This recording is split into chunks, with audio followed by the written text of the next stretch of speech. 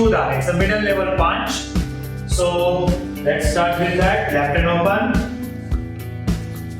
For Jodan, you have to keep the punch on your face level. For Chudan, you have to keep your punch on the middle level. So this is the difference between Jodan Zuki and Chudan Zuki. So now Chudan Zuki, 2 counts we do slow and then we go with the faster. Slow.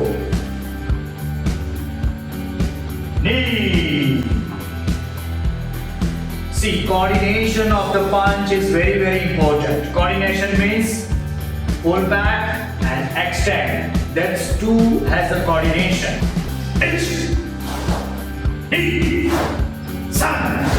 See the coordination of the punch.